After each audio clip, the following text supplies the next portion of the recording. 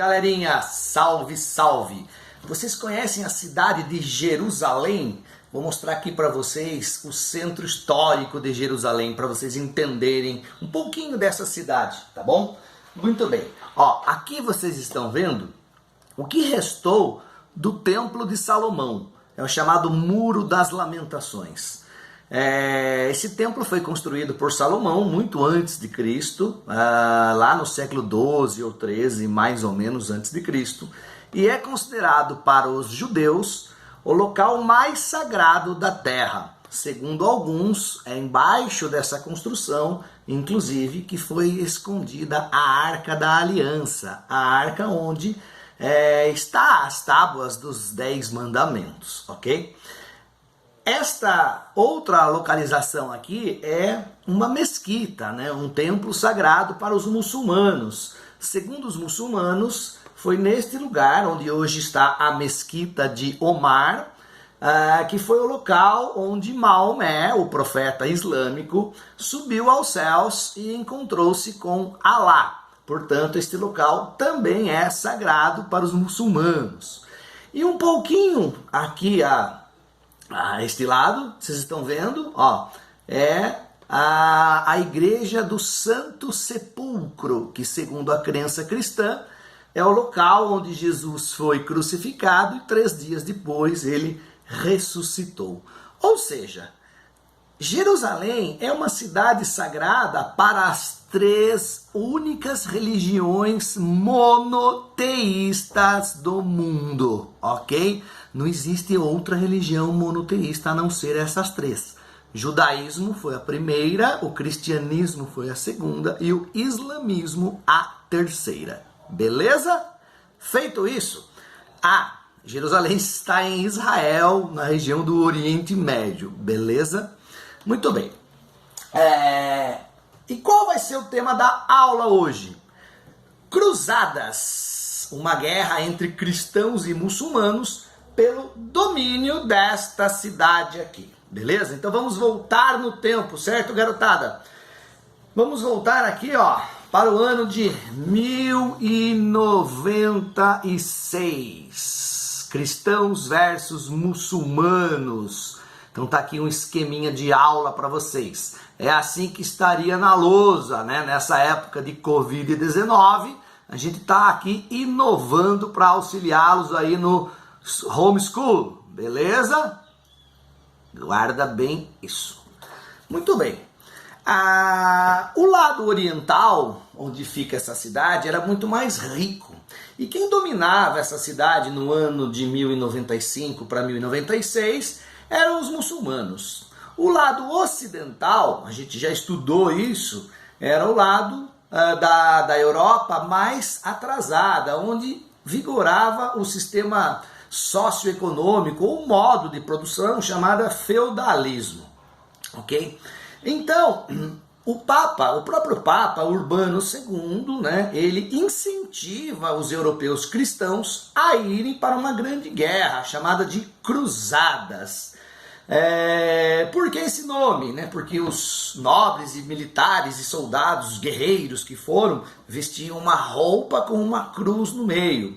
E aí eles foram, portanto, para essa cruzada. Quando vocês assistirem filmes ou lerem sobre isso, vocês vão perceber que alguns usavam uma roupa branca, eram cavaleiros que usavam uma roupa branca com uma cruz vermelha no centro. Esses são os cavaleiros templários, uma ordem de cavalaria muito poderosa, muito bem treinada, criada pela própria igreja. Portanto, era um braço da igreja católica cristã desta época. Beleza, então a principal motivação, segundo a época e segundo muitos livros de história até hoje, eu não considero a principal motivação, mas tudo bem, você tem que saber. Tá? A principal motivação, os cristãos queriam recuperar a cidade de Jerusalém, que estava em poder dos muçulmanos, para proteger este local aqui, ó, o Santo Sepulcro. Até tem uma imagem aqui de dentro desta igreja, tá aqui, ó, dentro do Santo Sepulcro, beleza?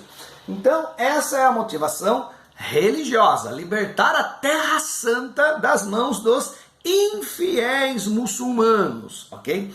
Mas havia uma motivação econômica, e essa sim eu julgo assim, uma motivação principal. Aquela região, Jerusalém, Constantinopla, lembre-se, ali viviam cristãos também, mas não cristãos católicos, e sim cristãos ortodoxos. Aquela região do Oriente, Jerusalém, Constantinopla, era uma região muito rica. E os árabes, os muçulmanos, alguns italianos controlavam todas as rotas comerciais do mar Mediterrâneo. Quem ficava de fora do controle dessas rotas comerciais? Quem estava na Europa Ocidental. Portanto, franceses, alemães, os bretões, né, os ingleses, espanhóis, portugueses, estavam de fora desse comércio extremamente lucrativo. Então, uma motivação econômica era ir para o Oriente, entrar em guerra com aqueles que controlavam essas rotas econômicas para enriquecimento, certo?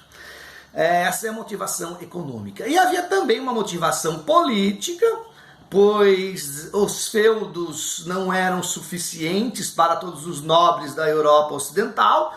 Então havia nessa guerra, chamada Cruzadas, uma oportunidade de conquistar novas terras e transformá-las em feudos, ok? Feudo, aquela unidade de terra que representava muito poder e riqueza. Não se esqueça disso.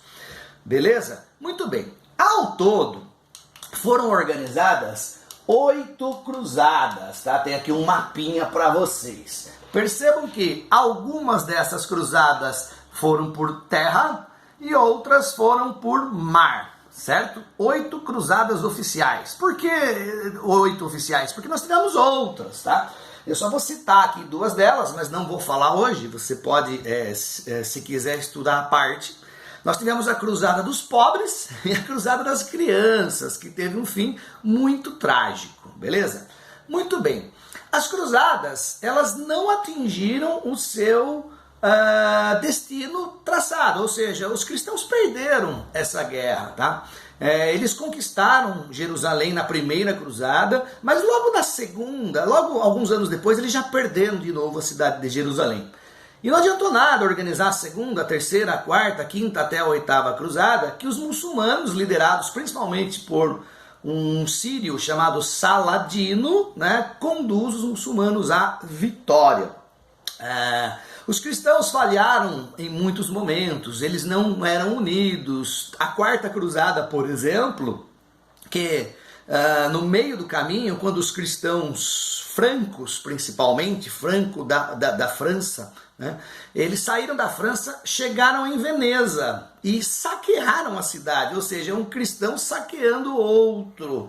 Teve um outro momento dessa cruzada também, que os cristãos católicos saquearam a cidade de Constantinopla, que eram cristãos ortodoxos. Então vejam que as cruzadas, elas fugiram da sua motivação original, ok?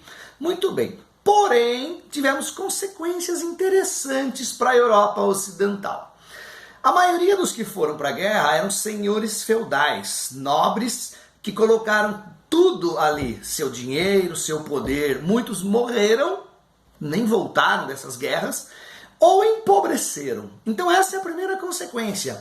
Enfraquecimento do feudalismo, decadência do feudalismo. Não é o fim do feudalismo, ok? Outra consequência importante, nem todo mundo foi para as cruzadas para lutar. Esses sim se deram bem.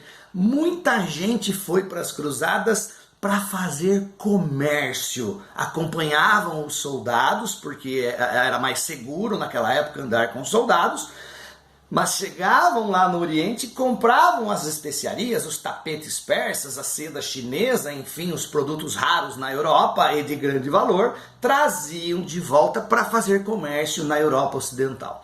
Portanto, nós temos um renascimento comercial. Por que a gente fala em renascimento? Porque no feudalismo quase não havia comércio. No feudalismo quase não tinha troca de dinheiro. Era troca de mercadoria. Não havia troca envolvendo moeda. Havia muito escambo. Portanto, renascimento comercial.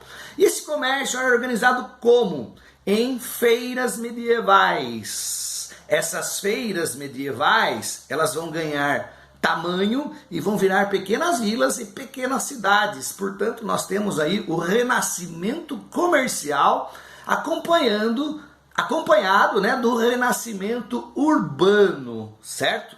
E essas cidades, elas foram muradas, né? Elas eram cercadas de muros ou cercas. Segundo o alemão arcaico, burgo é cerca, é algo como fechado, ou muro, ou cerca. E quem vive dentro dessa cerca, que se chama burgo, é a burguesia. Sim, surgiu uma classe, uma camada social chamada burguesia que vai enriquecer muito, ok? Então vou mostrar de novo aqui para vocês o que seria a minha lousa aí na sala de aula. Tá aqui, ó. Beleza? Em cima disso você continua os seus estudos, ok?